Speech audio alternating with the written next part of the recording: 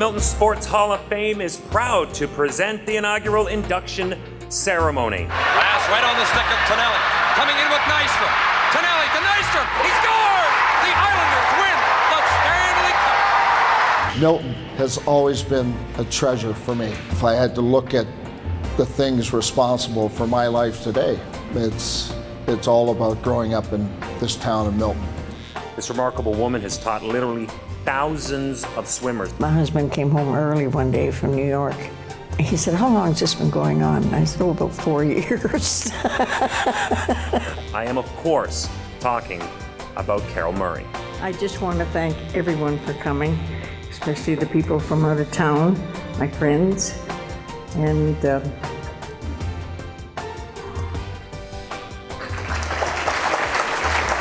Catch him if you can.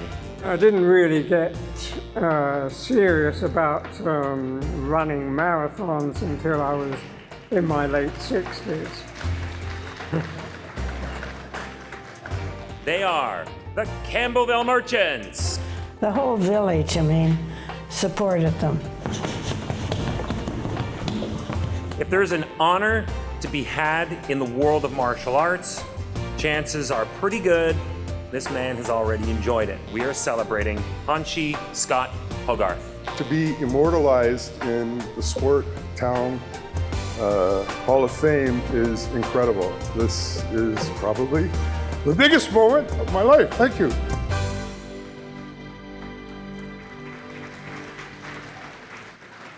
From the gymnasium at the Milton Sports Center, welcome to the 2017 Milton Sports Hall of Fame induction ceremony. Please welcome your host for this evening, Chris May.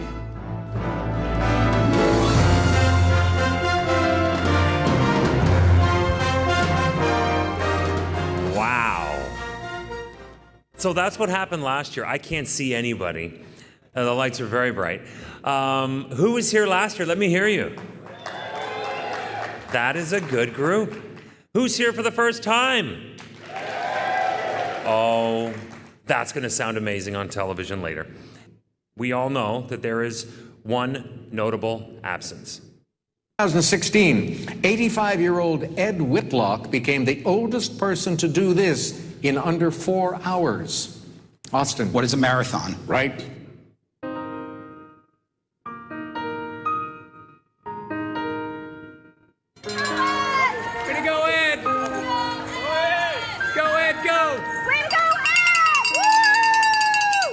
Milton has produced an extraordinary number of successful athletes. His running prowess can be summed up in 2 words: world class.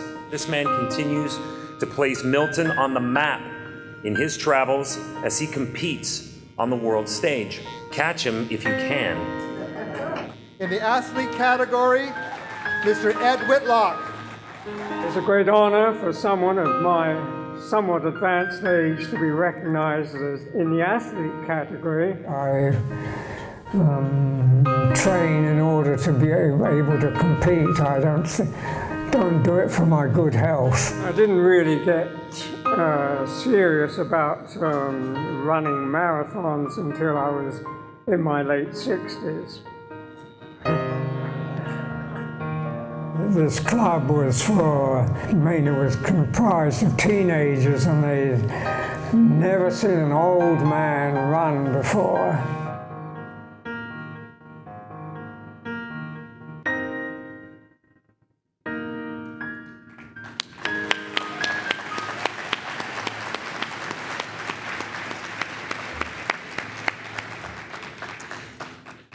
And here representing Ed Whitlock are his 2 sons, Neil and Clive Whitlock.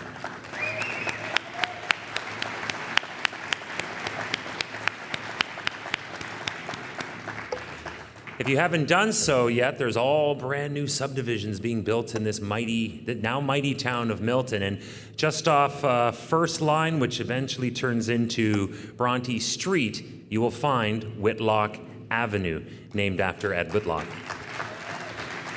And in Ed's honor, we are now going to forge ahead, grow, and strengthen this incredible Milton Sports Hall of Fame. Tonight's induction class is the next step in our journey together. To get that started, please welcome the chairman of the Milton Sports Hall of Fame, Joe Jaworski.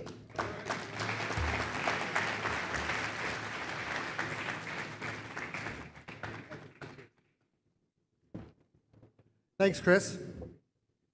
Could we all please stand and welcome the Milton Sports Hall of Fame induction class of 2017.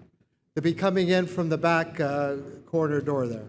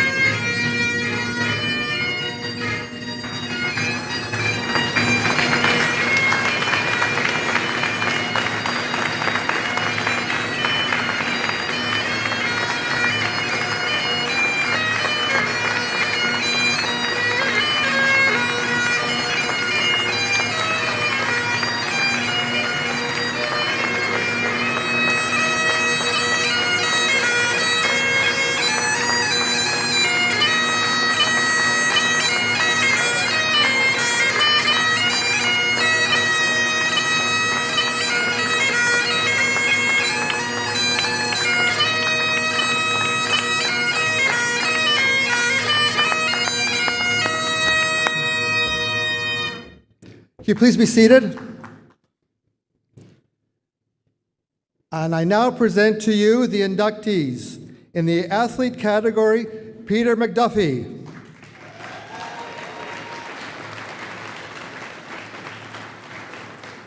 In the builder category, Cliff Houston, represented by his daughter Sharon and sons Keith and Trevor.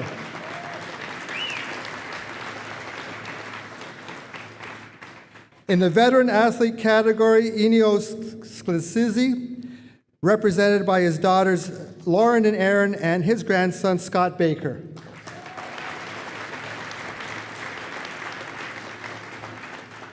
In the team category, representing the EC Drury Spartans wrestling team, we have Simon Vanellis and Justin Billingham.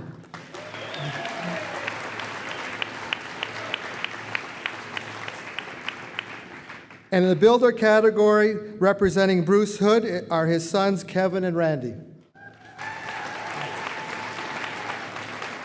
Thank you.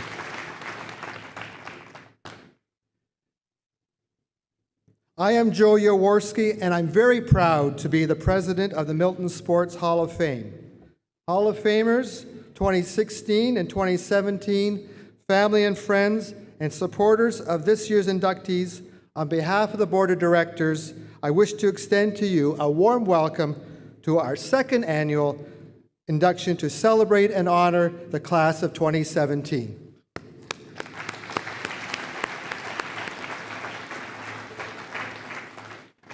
For those of you who were with us last year, as you can see, we have already outgrown the hall that we were in last year, and we hope tonight to provide you with a very memorable evening. I'd like to thank all of our generous sponsors, including sports groups and businesses, many of whom have also sponsored again this year. The fundraising team has worked tirelessly to secure tonight's sponsors.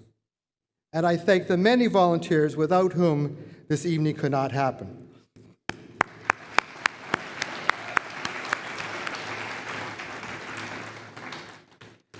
The purpose of the Milton Sports Hall of Fame is to honor and celebrate outstanding achievement in Milton sports by athletes, sports teams, and builders. Our nomination and selection team researched all of the nominees and presented a short list to the board for discussion and voting. Putting everything together tonight for our celebration is our induction ceremony and Wall of Fame team. I think they've done a fabulous job, haven't they?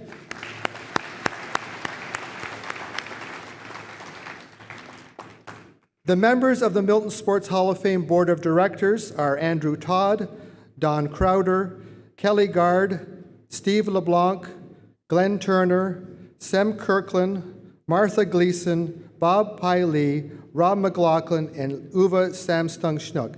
Please give them a round of applause.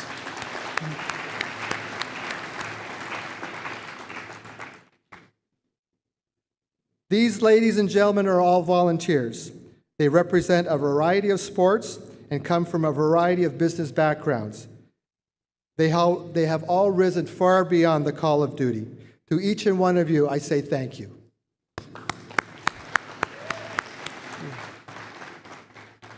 If there's anyone in the audience interested in becoming a member of our team, please see me or one of the other board members after the ceremony.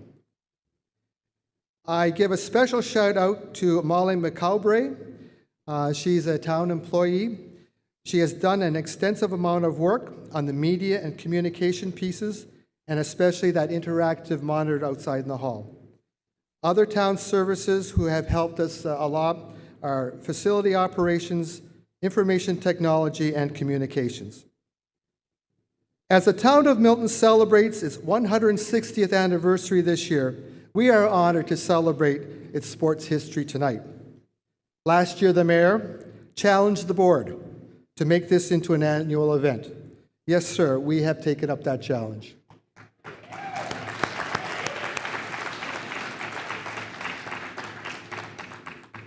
Sports has given tonight's inductees the opportunity to play, to participate, and to teach others. They have all excelled in their chosen sports, not only at the local level across Canada, but also around the world. Their commitment of time and talent is an inspiration to all of us, especially to young athletes who look up to them as role models.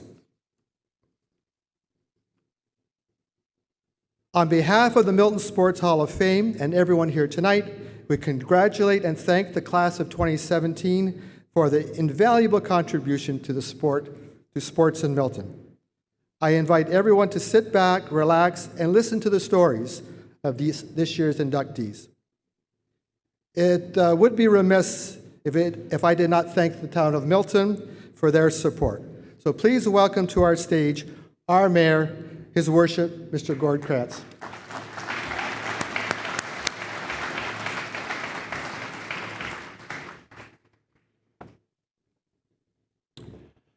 Well, Joe, thank you very much for taking a lead role once again for this. And again, those many volunteers that was already named there, it would not happen. And I'm asked every once in a while, how did this come about? Well, I know the seed was planted by individuals that thought that there was a good number of individuals from this community going back some time ago that deserved the recognition.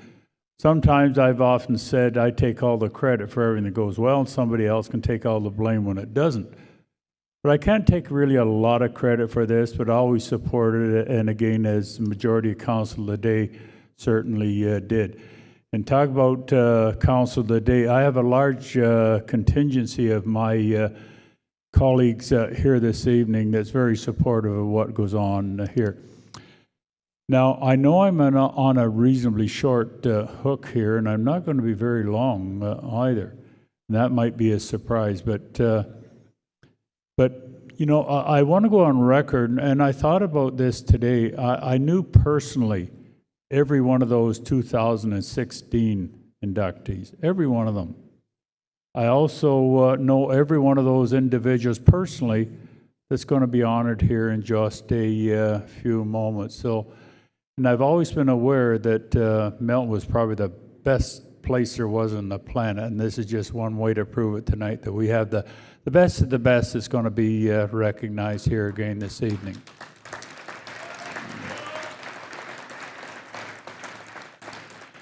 Last but certainly not least, there's an individual in the audience tonight. A lot of you probably aren't aware that he is here.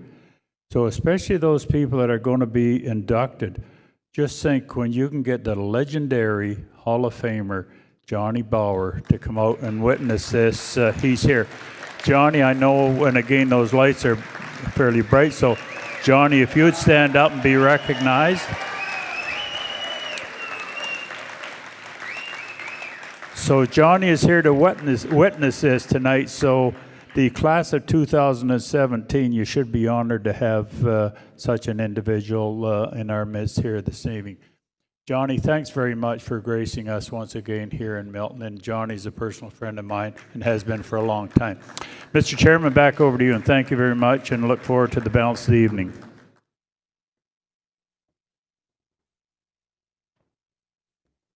Thank you so much. Mr. Mayor Krantz, everyone.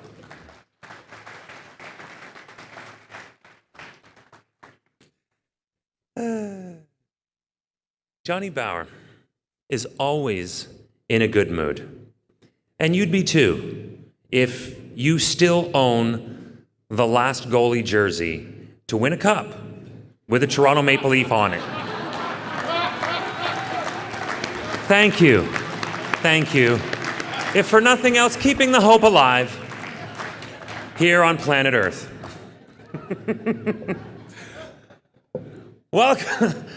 Welcome, induction class of 2017. Got a huge evening ahead of you. An evening that would not be possible at all without the support of so many great sponsors and donors. And we're going to present those sponsors and donors.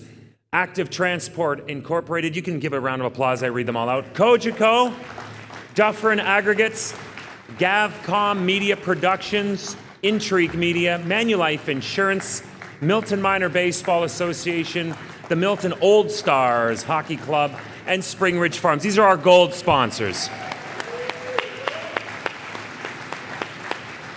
A number of our silver sponsors: J. Curry Plumbing, Ken Gibb Insurance, the Milton Soccer Academy, Mattamy Homes, a lot of those around here, Reebok CrossFit Firepower Milton, the Milton Springers Gymnastics Club.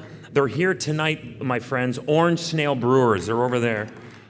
Robert Lee Financial, they're also here tonight. Scooters Catering with the food tonight, ladies and gentlemen. Tiger Images and Wayne Guard, our silver sponsors.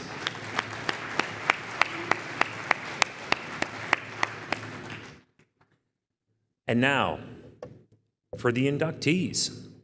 Our first inductee of this evening, inducted into the athlete category, is Peter McDuffie. He was born in Milton in 1948. He started on defense, but while in Pee Wee, around 1958, he made the brave jump to goaltender. That's a brave. His mom didn't think it was brave. She thought, what are you doing? He began his junior career in Junior B in St. Catharines before being promoted to the A team with the St. Catharines Blackhawks of the OHA in 1964-65 season, where he played 4 seasons. In his last season in St. Catharines, McDuffie won the Best Goaltending Award with a .292 goals against average, and that was in 1966-67. During his first pro season that next year, 68-69, he appeared in 65 games for the Greensboro Generals of the EHL.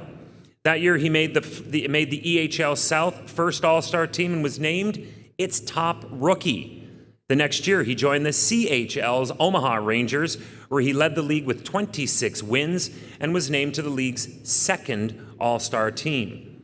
He followed that up with a .277 goals against mark in 57 games and was named to the CHL first All-Star team and shared league MVP award that year with Andre Dupont, Jerry Ouellette, and Joe Zanussi.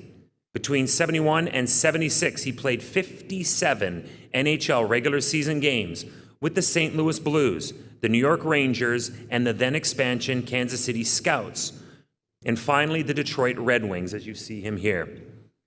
He also had a most memorable time in the WHA with the Indianapolis Racers before retiring in 1978. Before the Stanley Cup, before the game-winning play, and before being drafted to the big league, the road to the NHL always starts on the local ice, and it was no different for Milton's own Peter McDuffie. I started playing goal probably when I was about 12 years old, and from there I progressed to play bantam and midget hockey in Milton, and then after that, at age 15, I moved to St. Catharines. During this time, McDuffie played for the OHL, formerly known as the OHA, and was quickly recognized as a leading goalie for the Chicago Blackhawks farm team. One of the highlights in playing junior hockey was I won the award for the top goalie in the OHL. It was a lot of fun. I learned a lot and had 4 good years and made a lot of good friends. It was at this point the Milton native suddenly recognized his own potential. Became the #1 goalie at the OHL, and I thought, well, maybe I can do this. I just kept working at it. And in 1971, McDuffie's childhood dreams became a reality when the St. Louis Blues called his name. They had tremendous crowds back then. I was coming in after the years when they had the great goaltending of Glenn Hall and Jacques Plante, so it was a struggle trying to live up to those expectations. After 1 year with the Blues, the goalie found his way to New York City to play for the Rangers for 2 seasons. But after a sudden injury, his career on the ice came to an end. I ended up having back surgery, and I tried to play 1 more year after that in Indianapolis in the WHA. I found that I would play for 2 weeks, then I'd have to rest for 2 weeks, then get back into shape. And so at the end of that season, I said, about as far as I could go. For McDuffie, the goal wasn't necessarily to win a title or accomplish a specific record. He just wanted to play the game the best that he could for as long as possible. I did play in the NHL, but not as long as I had wanted. It was disappointing, but with the back the way it was time to come home and raise the family. Now retired with his wife, 4 children, and grandchildren, the goalie looks back on his days in the NHL with a sense of gratitude. It provided me with all kinds of friends, all kinds of experiences, seeing a lot of the United States and Canada that I probably wouldn't have seen otherwise.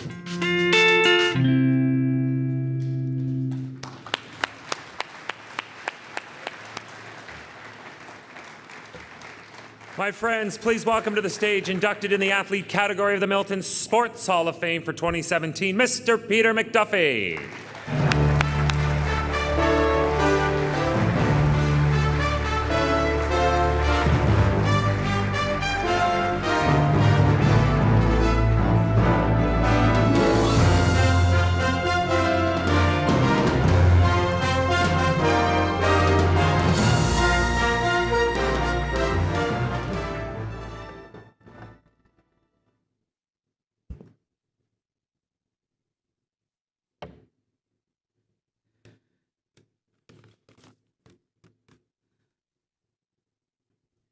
I'd like to thank the committee for selecting me to be an inductee of the Milton Sports Hall of Fame class of 2017.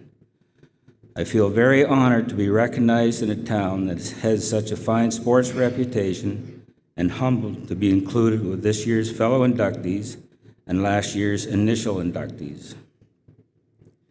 My hockey career began in the house league at the old Brown Street Arena. At the age of 11, Dave Rush, a name familiar to many of you old Miltonians, came calling, and I started playing Pee Wee rep hockey as a fast skating winger. Hey. I began my second year of rep as a defenseman.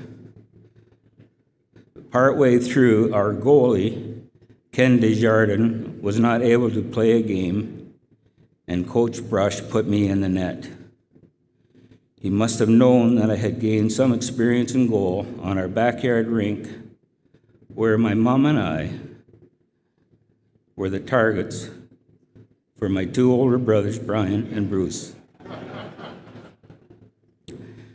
Once I started playing in net, my dad, a goaltender himself in the Royal Canadian Air Force, became my goalie coach. He contributed to my stand-up style because his old horsehair pads that I used on that backyard rink were so heavy, it meant that if I did go down, I wasn't getting up for a good 3 or 4 minutes. A side note here is that Ken Desjardins turned pro as a defenseman, while I turned pro as a goaltender. I was part of some very good teams in my bantam and midget years. We reached the OMHA finals a couple of times, losing once to Perry Sound and some kid named Bobby Orr. My junior years were spent with the St. Catharines Blackhawks. After winning the goaltending award for 66 and 67 season, at the age of 18, I was called up to play my first professional game with the Buffalo Bisons in the American Hockey League. The catch there was I had to sign a C form, which was a commitment to play professionally for that organization, the Chicago Blackhawks. My signing bonus was huge, $100. They say you never forget your first. My first NHL game was a memorable one. I was in the net for the St. Louis Blues, playing against the Blackhawks in Chicago. The score was 0-0 well into the third period. And having stopped Stan Mikita on a couple of breakaways and several terrifying Bobby Hull slap shots, my own defenseman, Bob Plager, scored on me. We lost that game 1-0. There were many memorable events during my career. That guy, Bobby Orr, came back to haunt me again, scoring his 199th and his 200th NHL goals on me. Another time, when I was playing in the World Hockey Association, the media surrounded me for several games as we were in a home-and-home series with the Hartford Whalers. They were actually waiting for Gordie Howe to score his 1,000th goal. Fortunately, I'm not in the record book for that one. After 10 years of pro hockey and career-limiting back surgery, my wife Mary and I decided to return to our hometown of Milton, where we raised our 4 children and are now enjoying our 4 grandchildren. Since retiring from hockey, I've tried to give something back to the community. For many years, I coached Milton minor hockey teams. I played charity hockey games with the NHL alumni for 25 years, raising money for causes across the country. In the early 80s, I also had the privilege of joining the Milton Old Stars, a great group of people who have fun playing hockey while raising hundreds of thousands of dollars for Milton Hospital, Community Living North Halton, and other local causes. When I think about it, my hockey life went full circle. It began as a fast skating winger, don't laugh, and finished as a not so fast skating winger with the Old Stars. Once again, thank you for this honor.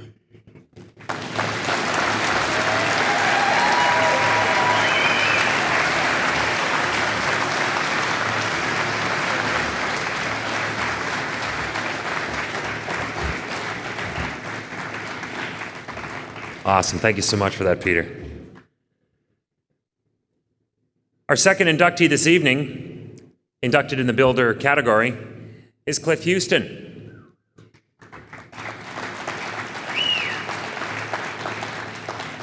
He was born in 1908. Cliff Houston built the modern sports landscape that we know and enjoy today in this great town of Milton. In 1946-47, it was Cliff who started the Milton Minor Hockey Association that we all know today.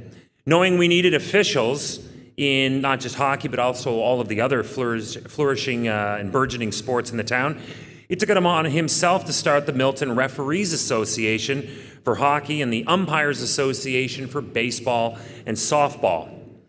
A true builder and developer of sport in Milton, he also started the Milton Tennis Club. Yes, he coached, he reffed, and he played. Cliff Houston was, in essence, Milton Sports.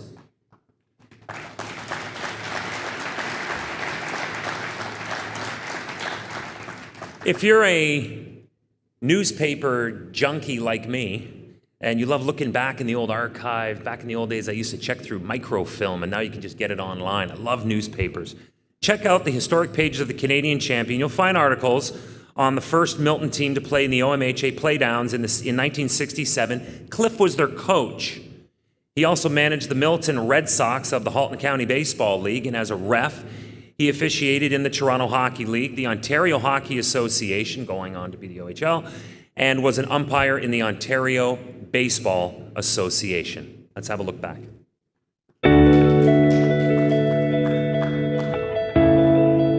Keith and Trevor Houston was proud to hear their late father would be immortalized in the Milton Sports Hall of Fame. Unfortunate that he's not here to accept the honor, but it was actually a schoolmate and teammate that gave me some indication that his name was being considered. And then I got the call that he had been accepted, so it was thrilling. Milton wouldn't be where it is today without Cliff Houston, who pioneered youth baseball and hockey. He was on the main street talking to the hotel owner, and the kids were coming up the street soaking wet, and the owner said something to Dad about, why are these kids all soaking wet? And Dad said, well, it's the springtime and they're playing hockey on the pond and it's kind of slushy. And the owner of the hotel also owned the arena and said something to Dad to the effect, well, if I gave you some ice in the fall, would you be able to put something together at the rink? And he started with 4 teams, Keith being one of the team members, and eventually he made a selection and he put the first OMHA team. Despite his father's interest in sports, it wasn't an enjoyable activity for Keith. I was not a good sportsman. It just wasn't my thing, but I made up to it in other ways.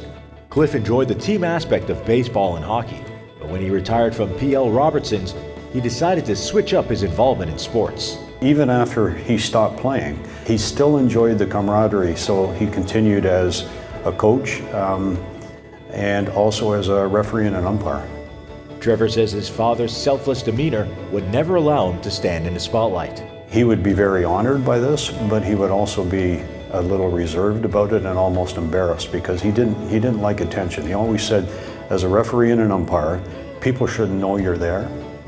You're not the reason that they came to the game, so get in position, make the call, and then get out of the limelight. Cliff Houston will also be joining his nephew, martial arts expert Scott Hogarth, in the Milton Sports Hall of Fame. He was very big. He reminds me a lot of Steven Seagal in his manner and temperament, and I guess with the martial art background, that would be very likely. In 2004, Cliff died 2 weeks shy of his 96th birthday. Despite his many accomplishments and accolades, his 2 sons and daughter will always remember him as plain old Dad. We didn't really know he was that prominent No. at the time. What I remember, supper time, Dad worked at PL's, and they got out at 5 o'clock, and you knew that at 6 minutes or 7 minutes after 5, he'd be coming in the back door with his lunch pail under his arm and wash up his hands under the sink, and that was supper time, and it was the same every night. Yeah. At that exact time, he'd come home.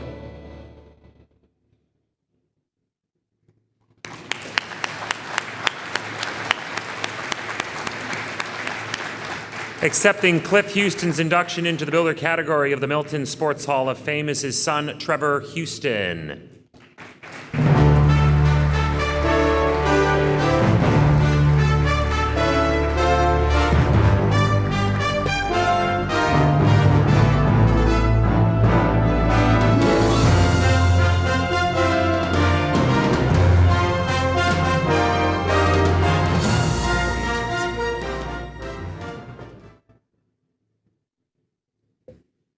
Thank you.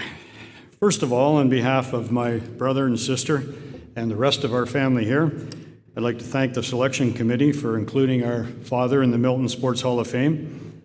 Also, a special thank you to good friend Pai Lee for his efforts on Dad's behalf. As mentioned in the clip there, a shout out to our second cousin, Scott. Who would have ever thought at one of those family gatherings at Aunt Beeb's that you and Dad would be in the first 2 years of the Hall of Fame. Congratulations. To the other inductees, This year, I did plan on saying a few words about each of them, but with time restraints, that's not possible. I will apologize, though, because when I read the email initially, I didn't have my glasses on, and I thought it said, keep your speech to 34 minutes. Sorry, Joe. Later, I saw the 3 to 4, so I'll go quick. I do remember scoring a great goal on Peter, though. I didn't score many, but this one sticks out in my mind. Midget hockey, it was a laser, or a rocket, to the lower glove side at the Brown Street Arena. Well, actually, it may have been the lower stick side because he was turned around getting a drink of water.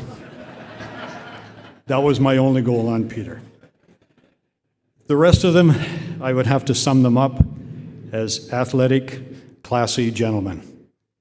Also, the EC Drury wrestling team, as a coach in Halton, I knew of their prowess because our wrestling coach always aimed for third, because between Drury and Georgetown, they were a lock on first and second.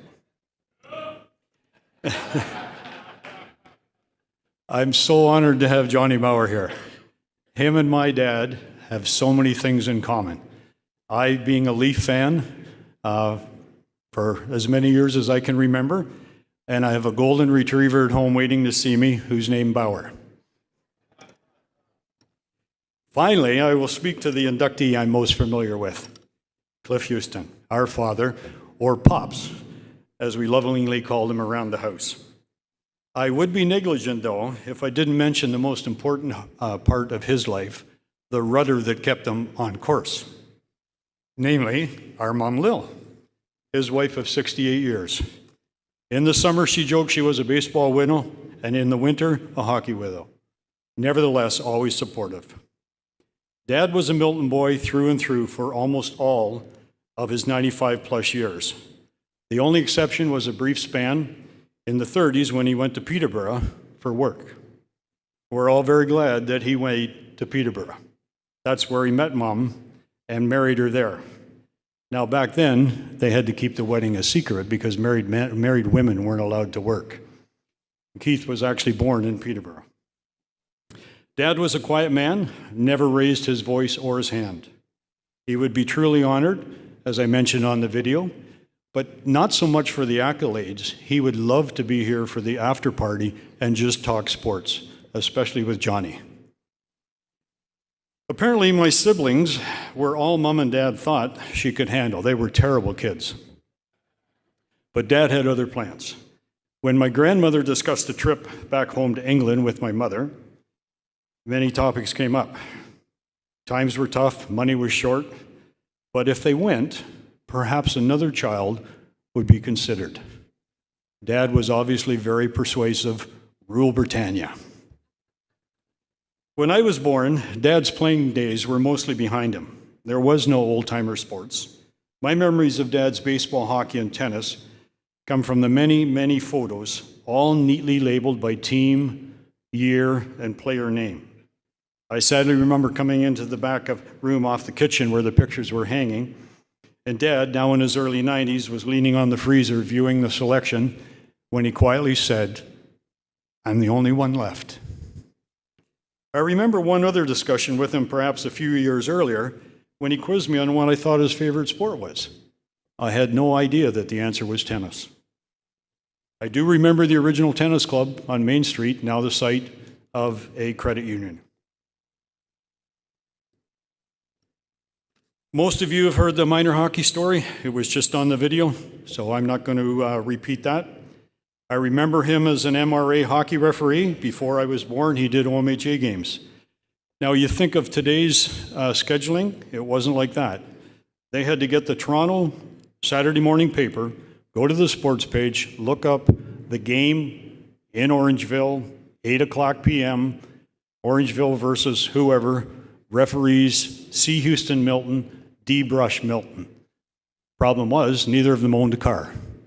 So they had to borrow a car from a couple of noteworthy Milton sportsmen that would loan them their car to drive up on wherever they were going on a Saturday night. As a baseball umpire, I remember more clearly because he umped some of my fastball games. When I joined the league, he quietly told me one day, don't be looking for any walks on a close pitch. Around this age, as a teenager, you know so much more than your father, right? One Saturday, just before one of my hardball games, Dad got an emergency call. There was no umpire. This was a different umpires association, but could he fill in? Of course, he said, no umpire, no game, so he'd go. Well, he had to shave and shower, and I was already on my way out the door. He said to me, pick me up a plug of club. Now, some of the older people in here will know that that's chewing tobacco. Not the loose leaf stuff like they show on TV, but like a deck of cards. Hard, compact, major league stuff. Anyways, I get to the baseball diamond. I've picked it up to tobacco form, and Richie Clements and I decide we're going to cut an end off and chew it, like big leaguers. Well, I come to bat in the 5th inning or so, and I guess it might have been my color, but he brushed past me on his way to go and clean off home plate and said out of the side of his mouth, "Don't forget to spit." In another I know more of you scenarios, I'd been banned from baseball for 2 days. I don't know, some stupid thing I did. And I lied a little bit earlier when I said he never raised a hand, but I did get the belt once. And I remember I took a baseball away from my sister, and she was chasing me, and I turned around and I let it go. And I thought he would be impressed with my pinpoint accuracy.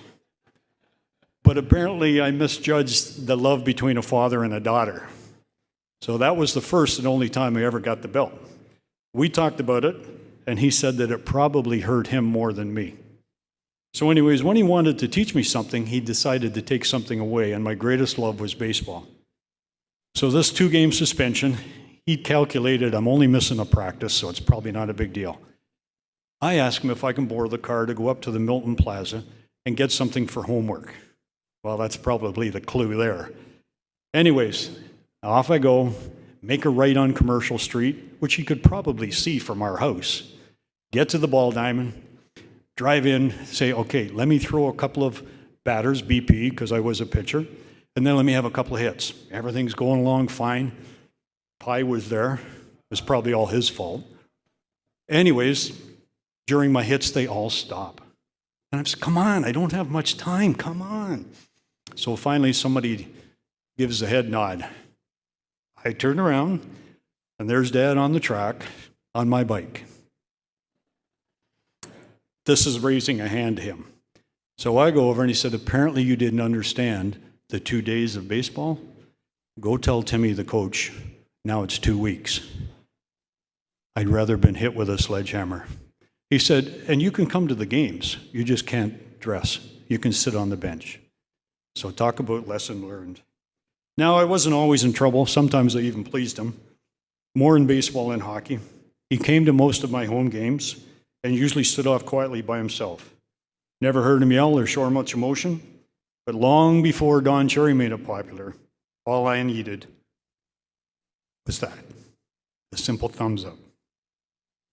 As well as a sportsman, he was also a bit of a joker.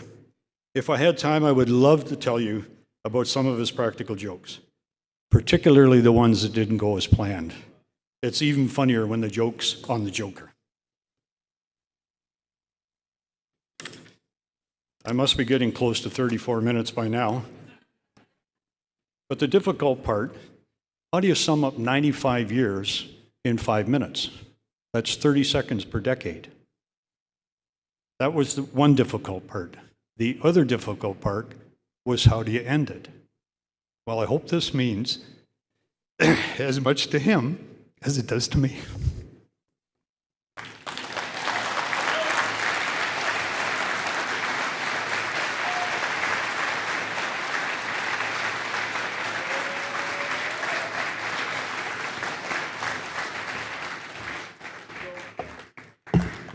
Thank you, Trevor. That was beautiful.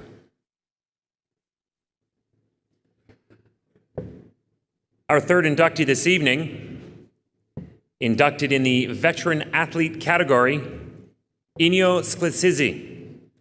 He was born in Milton, 1925. His family emigrated here from Italy in 1920 to an area back then known as the Red Hill.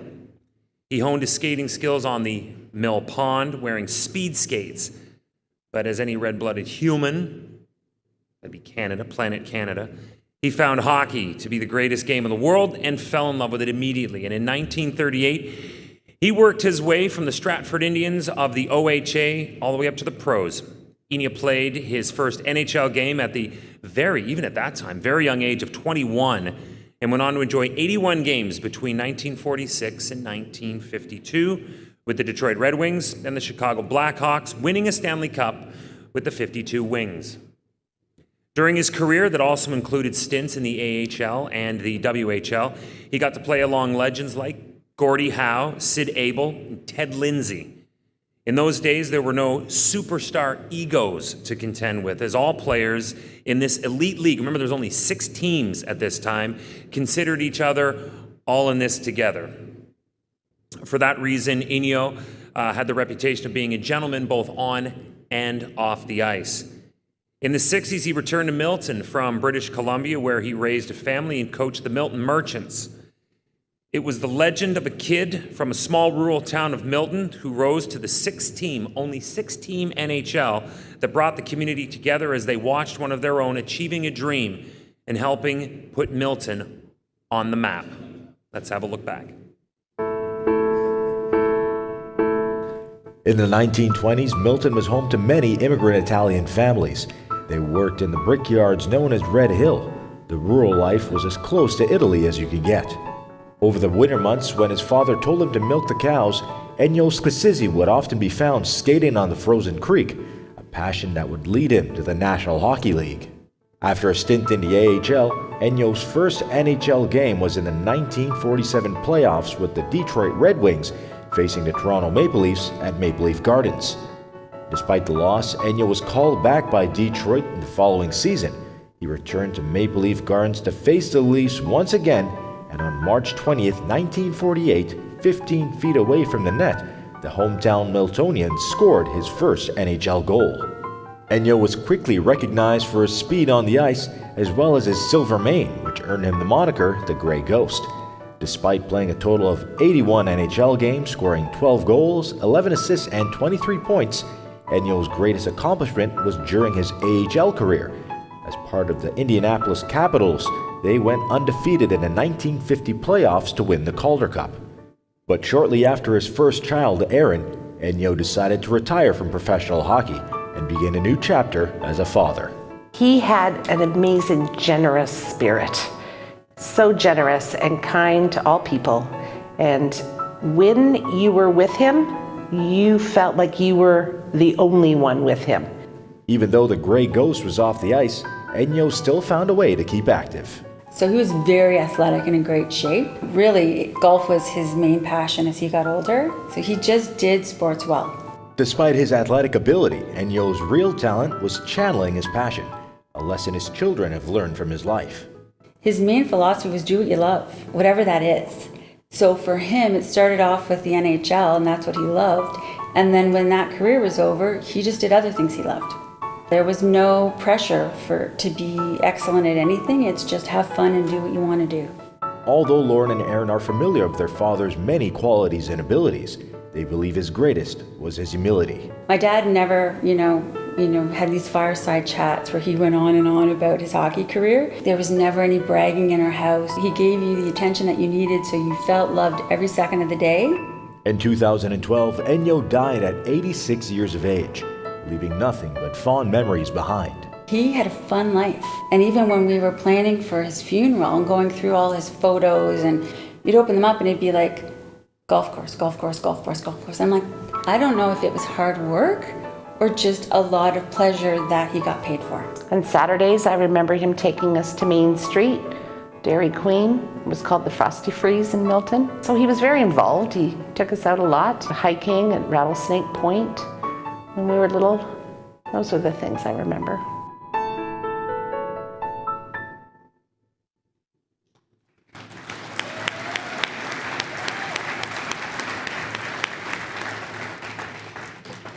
Accepting on Enya Sclesizi's induction in the veteran athlete category of the Milton Sports Hall of Fame are his daughter Erin Sclesizi, whom you just saw in the video, and grandson Scott Baker.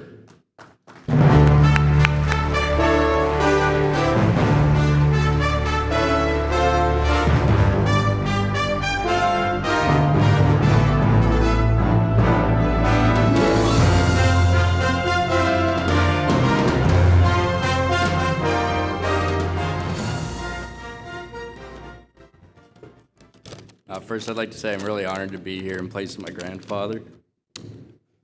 So, the interesting thing about being honored posthumously is that the inductee is given one last voice. We contemplated on what my grandfather would want to say to this gathering on this special night, and there's one word that stood out above all others: grateful. Grateful to the Milton Sports Hall of Fame Committee, who is working hard to honor the achievements of its community members, past, present, and future. Grateful to have been brought up in a community such as Milton, where you could explore your dreams and feel the love and support from everyone around you, where, even if you weren't related by blood, you felt like everyone was part of your family. Grateful to have been given the opportunity to play a sport he loved at an amazing competitive level. For a boy from the big city, it would have been exciting, but for a boy from a small rural town who learned how to skate on the crude surface of the mill pond, it was unfathomable.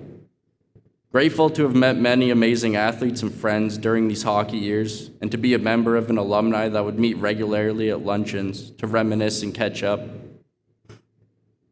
Grateful to have been able to relocate to Milton after hockey and to have raised his children in the same wonderful small town where he grew up.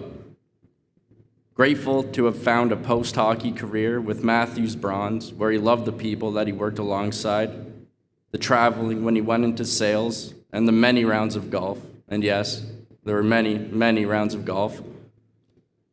Grateful to have lived his golden years with his wife Helen in the place that he always called home, with many friends and family to remind him that his life was very well lived.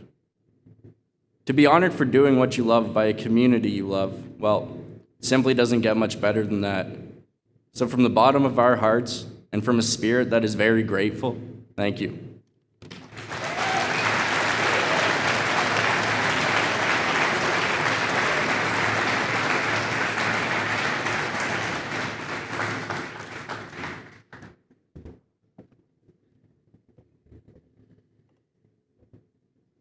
If Ennio leaves us with any closing memory, it is that it is okay to practice your swing in the living room. Was I the only one that noticed that in that video? And he's right beside the piano. Our fourth induction of the evening in the team category is that of the EC Drury Spartans wrestling team. Spartans! This program has been very healthy since the 1980s, but in 1998, they broke through and won their first OFSA team medal, a silver at the championships in Brampton. That was the start of 13 straight trips to the podium. In those 13 straight trips, there were 6 gold, 5 silver, 2 bronze. And of the 6 OFSA titles, the golds, 5 of them were won in a row. Domination. The team's successful winning streak is still unheard of at this level of OFSA. Within the success from 1998 to 2010, there were 105 Halton champions, 77 GHAC champs, 33 OFSA medalists, and 14 OFSA championships. The Drury wrestlers of that era formed one of the all-time greatest dynasties in OFSA history. This team also left their mark internationally, putting the town of Milton and EC Drury High School on the map in countries that included Venezuela, Puerto Rico, Namibia, Mexico, and Nicaragua. On the mat, it's one-on-one. But for EC Drury's wrestling team, the strength was in numbers. You're out there against one other person. But our success is largely due to the fact that we rallied as a team, the kids considered themselves an important part of a team, and we had that team attitude. Larry Jaroslawski served as the head wrestling coach for EC Drury since the 1980s. For him, the appeal of the sport was its inclusivity. You know, basketball, you gotta be tall. Football, you gotta be a big guy. Wrestling goes from 38 kilograms up to over 200. Everyone makes the team. You don't have to cut anybody. All of them get a chance to compete. While the team always fared well against the competition, it it wasn't until the late 90s when their true potential stood out. The team continued to improve through the 90s. In 98, all of a sudden, without us expecting it, we became second. So now we started to think that, we should shoot for the top. After back-to-back silver medals at OFSA, EC Drury's wrestling team followed up with a record-setting 5 consecutive gold medals from 2000 to 2004. And just seeing how it became better and better and it became famous, across the province, that's, something you can, you take to your grave. Before EC Drury closed its doors in 2012, the team recorded 13 consecutive OFSA medals. But according to Jaroslawski, the real rewards from wrestling are gained off the mat. It's a demanding sport, but it teaches you a lot of self-discipline. I've heard this from so many wrestlers, and it changed them in such a positive way. The head coach is glad to see his students become a part of Milton's sporting history. 20 years from now, these guys can be taking their kids or their grandkids someday and showing them the wall and saying, I was part of that. I think the Hall of Fame certainly will do them justice.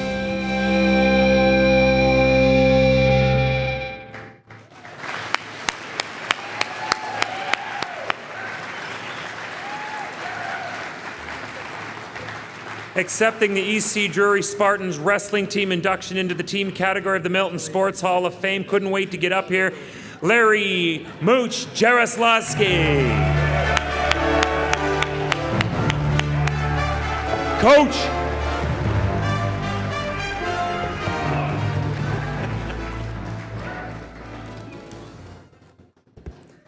Thank you very much. I'm going to leave most of the talking to one of our wrestlers.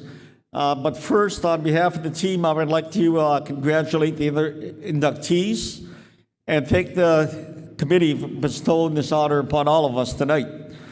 I'm not sure that all of the guys in the team are old enough to fully appreciate what this honor means, but I can guarantee you they are all thrilled by the induction. I would like to thank the administration, staff, and students of EC Drury High School for their support and encouragement over the years. It's a shame the school is no more, but I'm glad that this induction will keep the history of this school in the limelight for years to come.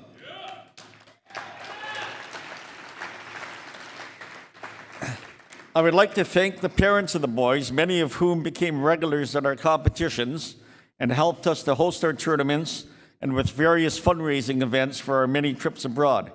Wrestling is a challenging and trying sport, and it is very difficult for a wrestler to excel without the support of their parents. We must also thank the Milton champion for the outstanding coverage they gave us, going back to Rob Kelly in the early days, to Steve LeBlanc and Graham during the championship run.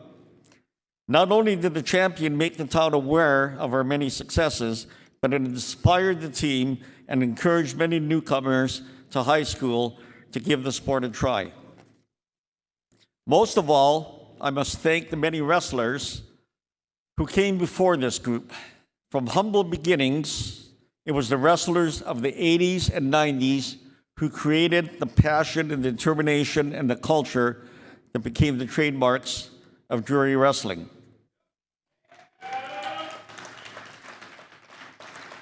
The first big accomplishment we ever had was in 1983 when we had a dual meet against Milton District.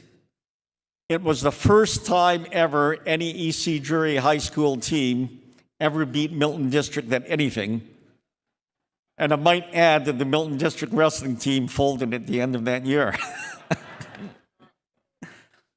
Anyways, it was this group that started that long climb up the ladder and ultimately led to all the success.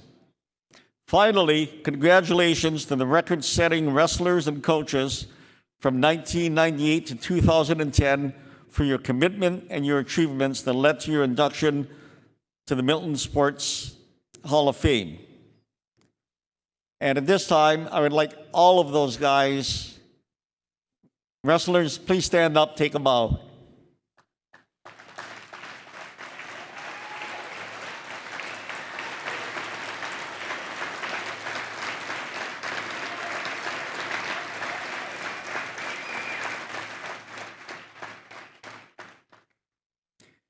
And now to talk a bit about the experience, a wrestler who represents the passion and dedication of a jury wrestler, 2001 co-captain Rory McDonald.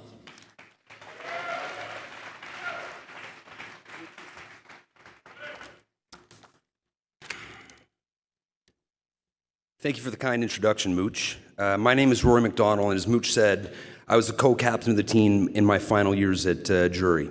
I was fortunate to be a part of 3 OFSA medal teams, including 2 gold medals. I'm deeply honored to have been asked to speak at such an auspicious event on behalf of a team that has meant so much to me. I've always been a fan of studying history. Thucydides said history is simply philosophy by example. And I've always felt that studying history was a valuable source for ideas about how to live my life and what to do with my time here on Earth. One of my favorite things to stumble across while I'm reading is what one historian called the razor's edge of history. This is a decisive moment, a deeply decisive moment that has the ability to drastically change history. Caesar crossing the Rubicon and ending the Roman Republic, the attack on Pearl Harbor, which brought the United States to bear against both Japan and Germany in World War II. These events impact how you and I live our lives right up to the modern era. I've experienced these moments in my own life as well. Razor edges where decisions I've made have impacted everything that followed in my life. One of the most significant of these moments was my decision to join the EC Jury wrestling team. I joined, and I literally cannot imagine what my life would be like if I hadn't. This sense of history is something that I saw reflected in the very fabric of the wrestling team I joined. The famous Jury wrestling room was located on the top floor of the athletic building, overlooking out the gym. Walking up to the wrestling room, I remember seeing that the entrance door was embedded in a wall covered in plaques listing every Halton and GHAC champion, every OFSA wrestler who had placed, and wrestlers who had covered themselves in glory in national and international competitions. Walking into the room itself was like walking into a functional museum. The floors were covered in mats, and so were parts of the wall. There was a chin-up bar affixed in the corner and a bank of windows overlooking the gym. Every other surface was covered with the accolades of previous generations. Newspaper articles, medals, pictures of champions astride the podium, and pictures of former captains. Emblazoned at the highest point in the room was a banner which read, "We are inspired by the victories of those who battled before us and strive to inspire those who follow." Even this quote itself were the words of a former jury captain and EC Jury's first OFSA gold medalist, Colin Wittes. Standing at the center of that storied room was our fearless leader, Larry Jaroslawski, affectionately known as Mooch. With his arms crossed and a scowl on his little face, he was the engine of our success and the architect of a dynasty. Mooch struck the spark and fanned the flames of our ambition. He is gruff, he is blunt, he looks a little like a hobbit, and he created a team that was successful for a period of 30 years, which was capped by an unprecedented run of 13 OFSA medals, including a span of 5 years in which no program in the province or indeed in the country could compete with the house that Mooch built. How is it possible to take a totally individualistic sport, one in which your own personal wins and losses on the mat are generally the sum total of an athlete's involvement? How is it possible to take this lone man sport and turn it into a team dynasty? What Mooch did better than anyone I've ever met is to create a culture where everybody buys into something bigger than themselves. Everyone on the team, everyone that wrestled for Mooch and for Jury, was well aware of the history of success that they were joining. Everyone was aware that our actions would be remembered and hopefully surpassed by the generations that followed us. It reminds me of the famous Greek adage, "A nation grows great when men plant trees whose shade they will never live to sit under." This well-developed sense of history, both the awareness that we are all standing on the shoulders of the giants who came before us, and also that generations who follow will look to our own exploits for inspiration, aided Jury wrestling immensely as we competed and grew. The awareness that we were a part of something bigger than ourselves, that we had much to live up to, an example to set for others to follow, actually gave us strength. Not the strength to bench press the most in the gym or to crush our opponents physically, but rather mental and emotional strength. The strength to be confident enough in ourselves to be our own men and to pursue our dreams. The strength to do the right thing even when it's hard, and maybe especially when it's hard. The strength to overcome adversity and to make a conscious choice to move towards greatness. Over the course of our history, we learned how to win, and we also learned how to lead. Mooch was adamant about sharing his role as the head of the team. He set up a structure where the leadership, the teaching, the motivation were all built intrinsically into the hierarchy of the program. Senior students were captains. We planned the season, we ran practices, we traveled to the University of Guelph to take advantage of the Olympian coach and the gifted athletes who trained there. We were led in grade 9 by older students, and we in turn took on leadership roles. What an important component of our success, especially in such a traditionally individualistic sport. This structure got us invested in the success of one another. I would like to close by offering my thanks to Mooch for building something great, for creating an environment where I met my best friends in the world, where I learned how to lead, where I learned how to win with humility and lose with respect, where I started on a path to the man I would become, and where I became a small part of something much greater.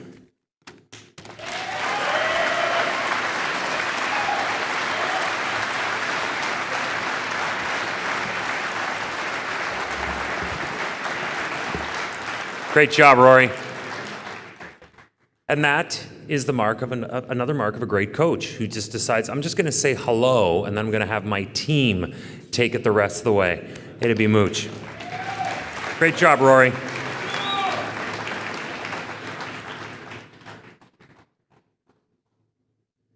You might be one hell of a wrestler, but you got one hell of a voice too. He's got the looks of a rock star, but he's got the voice of a radio star. Great job. Our final inductee of the evening. No, I'm not sucking up. He's way bigger than me. Our final inductee of the evening, inducted in the builder category, is none other than Bruce Hood. Hood was born in Campbellville on March 14th of 1936, but moved to Milton in 1947. In the late 40s and 50s, Hood wrote an occasional sports column for the Milton Canadian Champion newspaper. Bruce Hood played for the Milton Junior and Senior Hockey Clubs, was the statistician for the Milton Minor Hockey Association, the Milton Industrial Hockey League, and the Central Ontario Hockey League.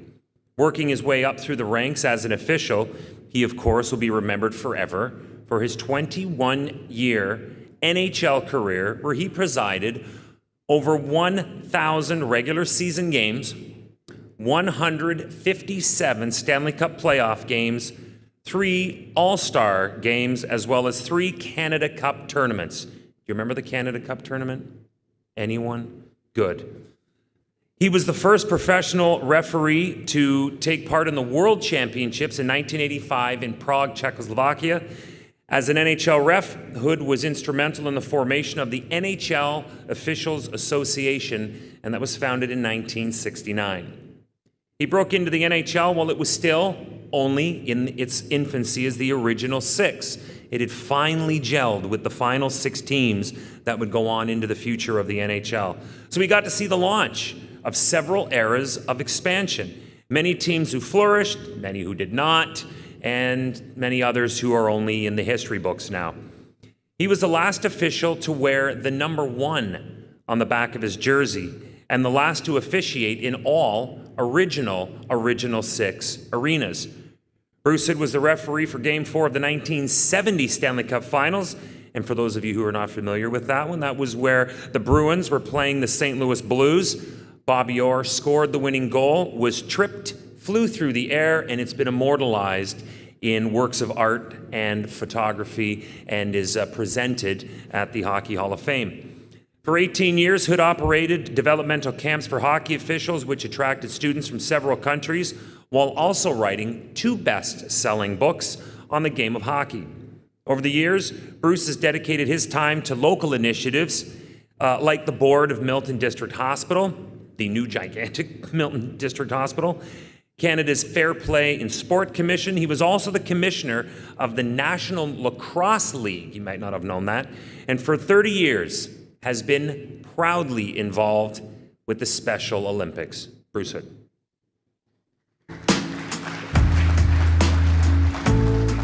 From a young age, Bruce Hood realized fun on the ice isn't just for the players. I had such a keen interest in playing the game.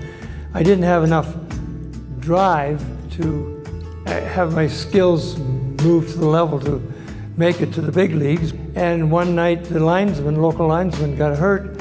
He couldn't work, and they asked me if I would help out, and I was out injured. So I said, okay. I put the sweater on, took the whistle, went out there, and I liked it. I thought, whoa, this is kind of neat. I can be out here and you get paid. Hood began working behind the scenes, making Milton a breeding ground for young athletes. Working with minor hockey, I was a Rotary Club, and then the Kinsman came along, and I got the two clubs together to merge and formed the Milton Minor Hockey Association. I was involved in setting up Little League Baseball. I was involved in some lacrosse, and lacrosse did become a part of the town. The Campbellville native created a school for those who shared his passion. In those days, there weren't any such thing as referee schools or anything like that. I actually started referee schools here in Canada and in the US. In 1 year, I had 22 of the top 23 referees in the United States were here in Canada at a referee school I had right in Milton. So I was pretty proud of putting Milton on the map in that respect. Officials from all over the world came to Milton to my referee school. He then made through the ranks refereeing for various leagues. Up the ladder from doing the kids hockey, industrial league, junior farmer was one of my big kickoffs. The OHA, the IHL, the Eastern Pro League, the Central League, the Western League, and finally the NHL. It was quite a ladder to climb. Throughout his career, Hood has been a part of historical moments in NHL history, including the 1984 Good Friday Massacre between the Quebec Nordiques and the Montreal Canadiens. It was a disgraceful display of non-hockey. So we had an event at the end of the second period where just a little pushing and shoving, nothing dramatic. And then that evolved into something a little bit bigger than that, obviously, because I think about 8 guys I kicked out. And then, lo and behold, get that all settled away, get everybody off the dressing room, take it back out. Instead of being told, you don't dress, you don't, nobody told them anything. They all come back out. So that's why we had the living replay. And they all went at it again. So that was a black mark on the game of hockey. Another standout moment for Hood is the 1970 Stanley Cup Finals between the St. Louis Blues and Boston Bruins. That was such an honor to be doing that game and to have the game go into overtime and have Bobby Orr score and go flying through the air. You just think about it, you get goosebumps all over, you know. Hood was also awarded by the NHL to be the first man to ref 1,000 games. To be the first one to do the 1,000 game. I was also the last one to wear a #1 referee jersey in the NHL and still have that somewhere. So yeah, it's there's a lot of honors along the way to have been part of something as spectacular as being a referee in the National Hockey League. The longtime ref understands his contributions on the local level are what gave him the career he always dreamed of. Service to the communities stretched far and wide.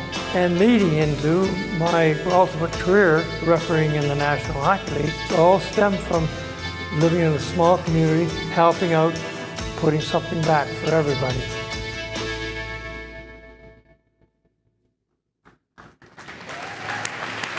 Wow, that was amazing.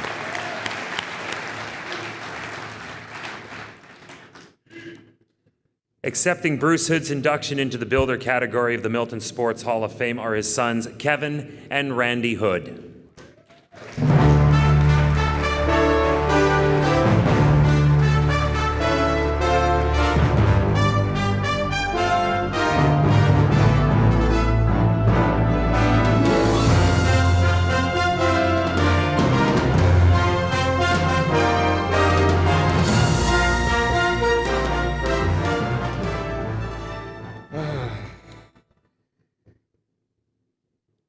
This is tough. You don't know how hard we tried to get him here. Right up until yesterday. We said, well, what if? What if we got him a wheelchair? What if we did this? What if we did that? And no. So we said, well, write something. So he wrote this beautiful letter I want to read to you, and then I want to give you some thoughts as well about him. And he's a considerate guy. He puts it in big font. He says, which is very nice.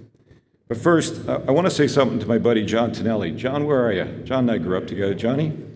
So, you see Drury got 5 gold medals. You only got 4 Stanley Cups. What's up with that? Come on. Boys, right?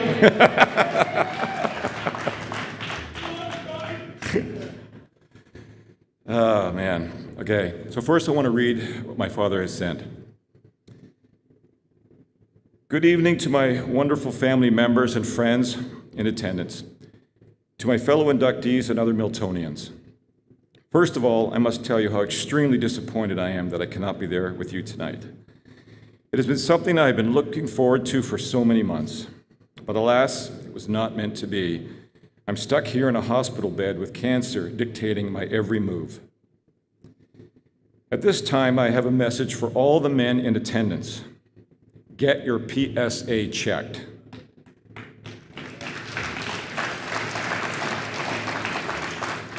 And some of you won't know what that is, but that's not good enough, because if you end up with prostate cancer and it was caught early, it can be remedied. His was caught too late. And he also said a message for the ladies, just tell your men, get it checked. The option of not knowing is not good. And now I move on to the topic of the night, the inductees. I offer my congratulations to those chosen this year. I have great fond memories of each of you from our past lives together. I also congratulate those who were inducted in the inaugural event last year and those involved in getting the Milton Sports Hall of Fame established. He was very much appreciative of all these efforts. The good old Brown Street Gardens was my home away from home for so many winters. After my family moved to Milton from Campbellville, that was a big move, by the way. It's like coming to the big city, right? That was followed up, and by the way, he said the biggest highlight of him, I don't know if anybody's from Campbellville, was playing on the pond, right? The pond there. He said everything was on the pond there. There was no other ice, that was it. You played on the pond. Swimming, hockey, everything. But when he moved here, well, there was facilities. It was quite amazing. They played on the ball diamond at the fairgrounds, and then on to Rotary Park. That was a big event. I wrote a lot of sports for the champion, probably set the stage for his writing career, and it was mentioned he wrote 2 books. I don't know if you know that, but in Canada, a book that sells 2,000 or 3,000 copies is actually quite an accomplishment. He sold 40,000 copies of his books. Incredible, incredible, great and unbelievable stories. You should have seen the book he couldn't write, though. Oh. No, can't put that in. Can't put that in. That's the fun stuff. Anybody who's been on the road in sports knows what we're talking about. Most of my contributions to our town of Milton, plus those of the other inductees, came back often in an era when the town was a lot smaller and often competing with towns like Acton, Georgetown, Orangeville, even out to Erin, he lives up near Erin now. But that changed, and that's the thing that he felt so connected to. He says that's changed a great deal, obviously. I think I come into town tonight, it's 110,000. I remember growing up here and it was 6,200. I felt like I knew everybody. It's quite different. That's changed a great deal, obviously, but I know that the proud feeling that I always carried with me about representing Milton, whether in the dressing room of the Chicago Stadium, where my boss introduced me to the owner of the Chicago Blackhawks way back when, and he asked me where I was from, and I right away blurted out, Milton, Ontario. The shout out for the town. And probably the person said, where's that? Near Toronto. And he said, everywhere in the world that I went, I always was proud to be a Miltonian. And now I close, and I wish you all good health, a good sense of humor, and confidence in all you do. Enjoy life to the fullest each day, because you never know what tomorrow will bring. Enjoy the memories of this wonderful evening. God blessings to each of you. Bruce.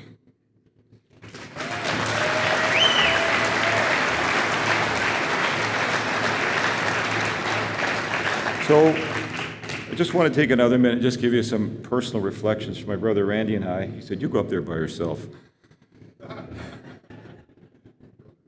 Yeah, the brothers are for, eh? So my father was a very active guy in this community, not only in sports, but in things that you would, hard to imagine in this day and age. My father used to deliver ice. Remember refrigerators? They weren't electric, you know? He used to deliver ice cubes, big blocks of ice that went in the top of fridges. He was a very industrious guy. He was involved with everything. He was involved with his brother Murray Hood, with one of the first food catering services. They had a 64 Ford van, and the side doors, they put shelves in it, put the food in it, and they used to go into places like P.L. Robertson's, and the steel plant, and the meter company, and Milton Brick, and the quarry, and sell food. Very early on, very industrious. And they had the drive-in up on Stills Avenue. Eventually they had another one in Acton. He was involved in a lot. But eventually, hockey took over his life. And I think that's when I think he left, and I can't remember him for about 20 years. He was away a lot. He was home in the summer, though, which was great. But it really did change our lives when he went into hockey. And I learned a lot about him in those days, because I never really understood how much it took to be a referee in the NHL. I mean, it was, most people don't know it, he dealt with a lot of anxiety, and it was very hard on him, and there was no support in those days. So it was one of those things you always had to buck it up. Can you imagine going out into an ice, there's millions of people on television, 16,000 of them there, and they might all be against you? Wow, unbelievable. So it took me a long time as I grew to even understand the pressure that he was constantly under. He was a change guy. He loved changing things. For people who didn't like change, that would be tough on them. He loved changing things. Every sport he went into, he wanted to improve the equipment. He wanted to improve the organization, how they collected stats, how information was disseminated, how it was run. And again, people who don't like change, they didn't like that, but some people were like, wow, this Bruce Hood guy, just harness him and get him involved. So he was a good guy for getting things done. We were fortunate to have him as a dad. My brother and I, we used to go on the runs with him, in his vans with the drive-ins, helping out at the referee schools. I mean, I got experiences like I cannot believe, just because he was that kind of guy. So, in closing, I want to just say that he wanted to pass along his best wishes. He wanted each one of you know how important you are to him. He absolutely wanted to be here. Reverend Mark Curtis, are you here somewhere? Where's Mark? There you are. He so much appreciated you bring Johnny Bauer here. Because Johnny Bauer is one of my dad's best friends. They hang out a lot. By the way, Johnny Bauer turned 93 the other day. Where's Johnny? Incredible.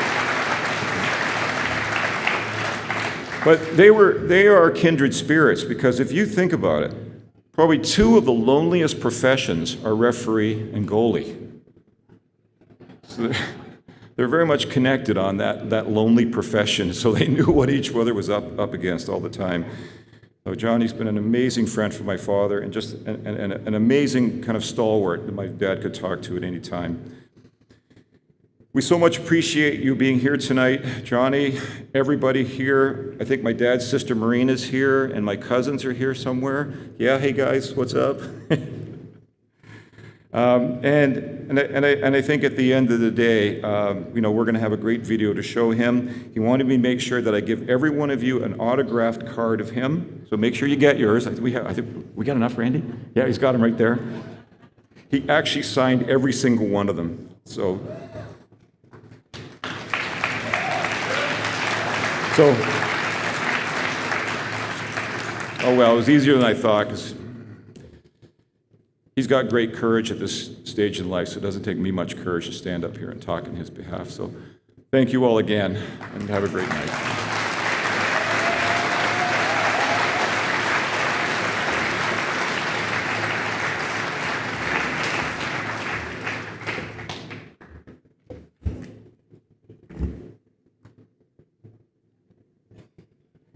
Once again, thank you so much for those great words, and thank you to Bruce for sending that letter along.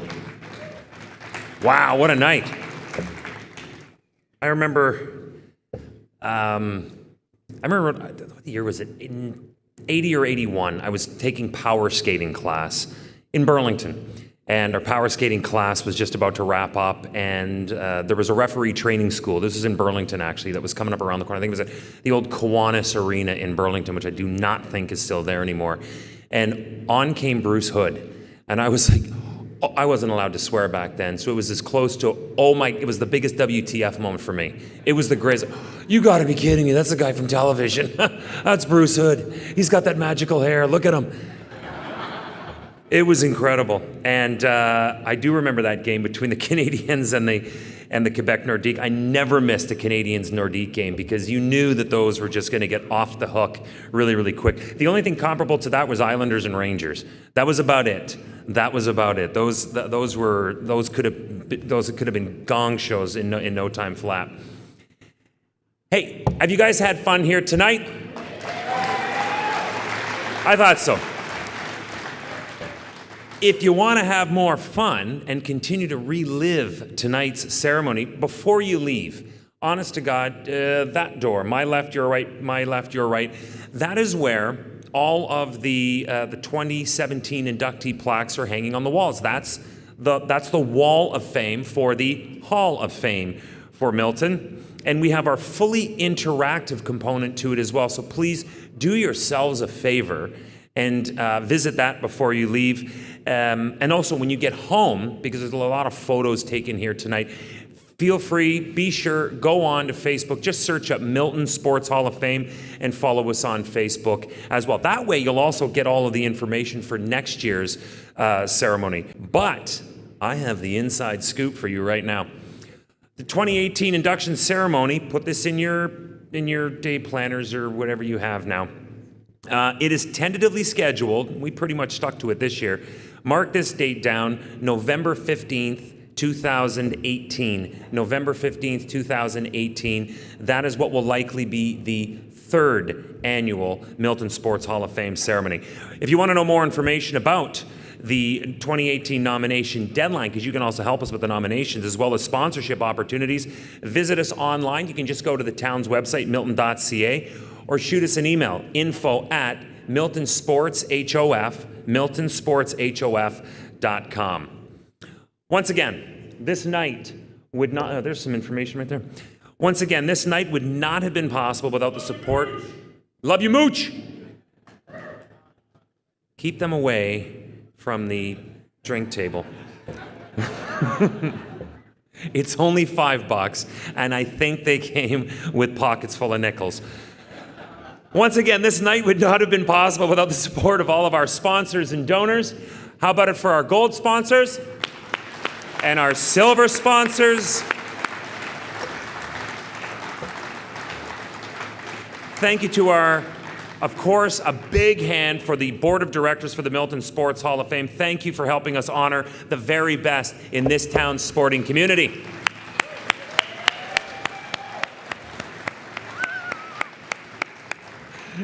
Cheers. As we bring this evening to a close, I'd like to bring up to the stage a member of the inaugural induction class, Mr. Scott Hogarth, who was, incidentally, recently honored with the Lifetime Achievement Award from the World Martial Arts Organization and who officially is now going to welcome the 2017 class into the Milton Sports Hall of Fame. Mr. Hogarth.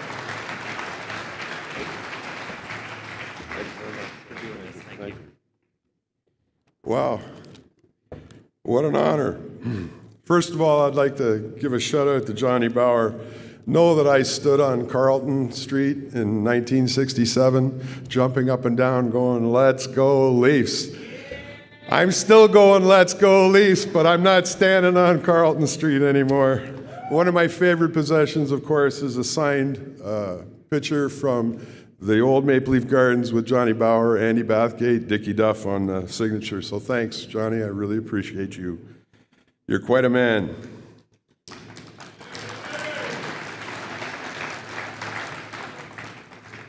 Well, get the right glasses out so we can do this properly. It's a great privilege for me to be representing the Sports Hall of Fame inaugural class of 2016. Carol Murray, so dedicated to teaching swimming to everyone she possibly could. I said to her tonight, I think she's taught everybody in Milton how to swim. The Campbellville Merchants Baseball Club, who had a victory march that lasted a decade. Think about that, 10 straight years. John Tonelli, a hard-working NHL superstar, family man, an all-around good guy. Love you, John, good man. Ed Whitlock, a wonderfully laid-back human being with passion for living strong. Every day, we sure miss him.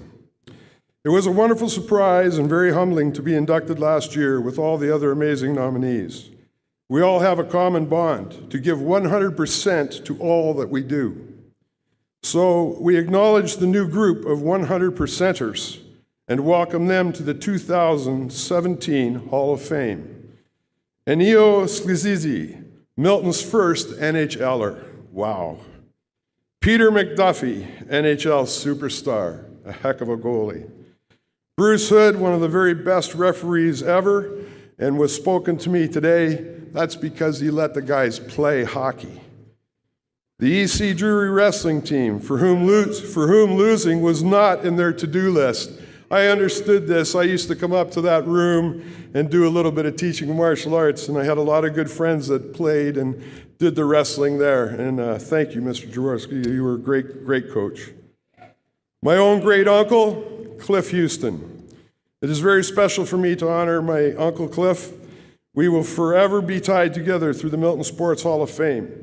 He was so active in getting sports teams going in Milton, baseball, hockey, and anything else he could help with. He was well loved mostly because he was humble and kind. The best role model a kid could have. I knew this firsthand. Much love and respect.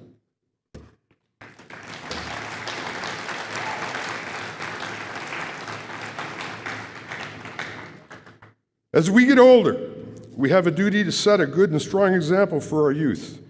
This Hall of Fame is about achievement, integrity, and responsibility. Thank you to the Hall of Fame committee for adhering to this. We all have a challenge now to live up to your faith in us. I know the class of 2016 are all proud to share the spot in the Milton Sports Hall of Fame. With these remarkable and well-deserving 2017 inductees, you are all really spectacular people, and I'm glad to know you. Thank you very much, and thank you one and all for being here. Thank you. Thank you. On behalf of the Milton Sports Hall of Fame Board of Directors, we'd like to congratulate the induction class of 2017. Put your hands together once again for athlete Peter McDuffie, builder Cliff Houston, veteran athlete Enyo Sklizizi, the team EC Drury Spartans Wrestling, builder Bruce Hood. From the 2017 Milton Sports Hall of Fame induction ceremony, everybody, thank you so much for joining us, and good night.